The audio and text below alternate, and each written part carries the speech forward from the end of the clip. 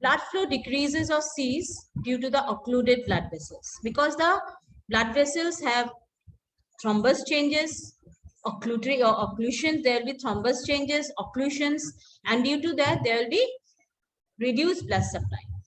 So damaged macrophages within the tissues release chemicals that cause constriction of the vessels. So like when the macrophages, because these are the chemicals or the changes occurs due to the necrosis or ischemia, which results in the changes of the blood vessels. So damaged macrophages within the tissues release some kind of chemicals that causes constriction of the blood vessels.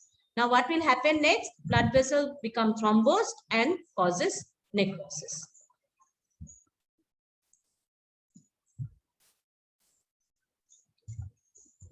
Now, what are macrophages? If you see here, it's a type of white blood cells that ingest or like engulf foreign materials. Macrophages are key players in the immune response to foreign invaders such as infectious organisms. Like you remember, this is a normal, immune system protection in our body. Like whenever we have some attack of the foreign bodies in our body, macrophages are the component, or macrophages are the parts of the cell which try to kill or try to ingest the foreign materials and try to build up our immune response. But what happens in cases, because in blood supply, in the burn injury, the macrophages itself are damaged. So how the body's immune response will maintain? Are you getting my point? So this is what is happening here. One is the circulatory disruption. Next will be occlusion of the blood vessels. Third will be the macrophages are damaged, and because of that, the immune responses are low. And lastly, the thrombosis occur. Once the thrombosis occur, it gives rise to the necrosed tissues formation. Is it clear? Yes. So, so you try to write down in a point wise. When the pathophysiological questions are coming, you try to write down in the point wise as it is mentioned here. This is the changes that occurs in the vascular system, means blood vessels. Next.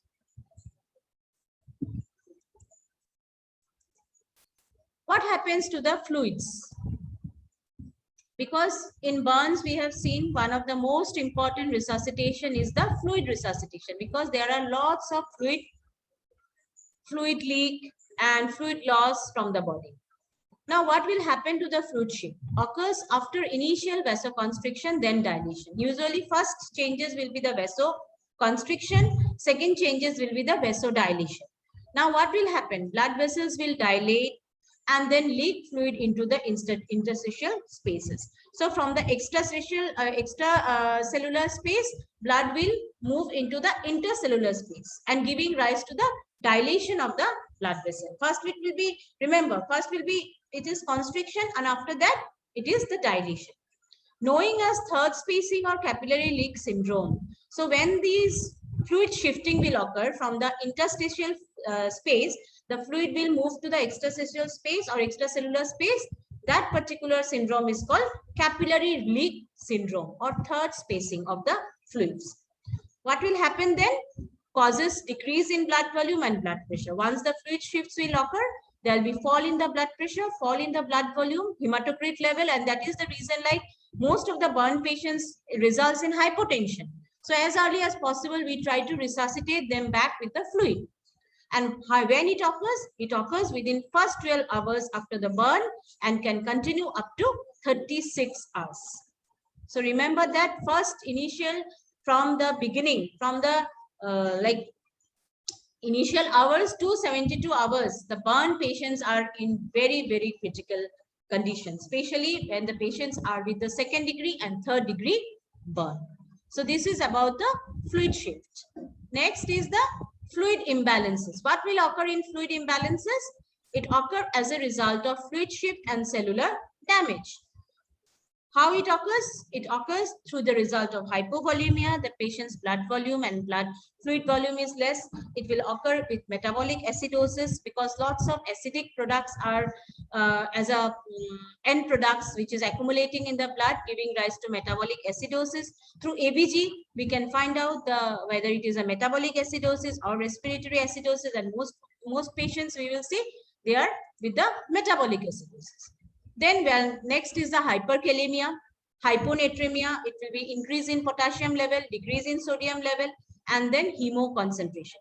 Elevated blood osmolality, hematocrit or hemoglobin due to dehydration, because patient will be in the dehydrated stage, and due to dehydration, the osmolality of the blood increases, giving rise to HCT also increases, concentration of hemoglobin, and give rise to, we will be thinking what happened, patient's hemoglobin is so high, but remember this is only because of the hemo concentration. The concentration level of the blood viscosity increases, and that is the reason like the hemoglobin also increases due to extreme dehydration. Am I able to make you clear? Yes? Yes, ma'am. All I want to hear. Fluid, because yes, you are not, in exam also you could not write anything. Hardly few of you have passed. I don't know what is going on. So you have to understand. Until and unless you understand how you are going to write down in the answer papers, you have to something you have to write, no, to get the pass mark. Next, if you see,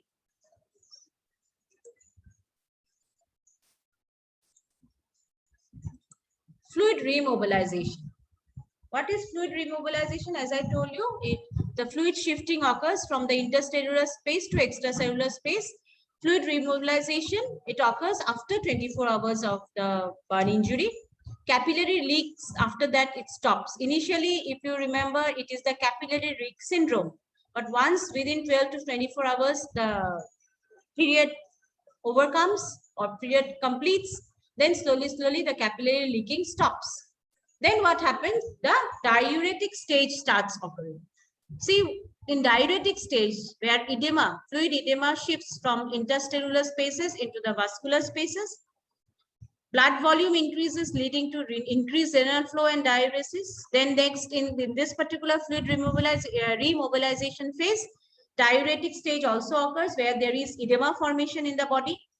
When the edema formation in the body occurs, usually blood volume increases, right? Well, the workload of the hearts try to increase, the heart try to pump out more blood, and in that case, the blood volume increases in the body, which give rise to more blood supply to the renal system and giving rise to diuresis. So after 24 hours, initially patient will be like coming with the oliguria or scanty urination. But once we start giving them fluid resuscitation, right, with the Ringal lactate, right, with the Parkland formula, then immediately we will see that patient will, after 24 hours, patient's urination will start occurring. And remember, that is the phase called as diuresis, when the patient will have this increased renal blood flow, glomerular filtration rate increases, and that is the reason like patient's urine output also increases. And this is how we try to anticipate the pathophysiological changes of the burn patients. Then body weight returns to normal, but we have to look into that. Patient should not be in this phase of hypokalemia, because initially we have seen patient in the last slide, if you see, patient develops hyperkalemia. But once the fluid remobilization occurs, patient may develop hypokalemia. Okay, so this is what is happening in fluid remobilization. So first, we have seen what is vascular changes. Then we have seen what happens in the fluid shifts, usually from 12 to 36 hours, very crucial. Then fluid imbalances will occur and fluid remobilization will occur. Next is the Carling's ulcer. What is this? This is a type of ulcer. It's called acute ulcerative gastroduodenal disease.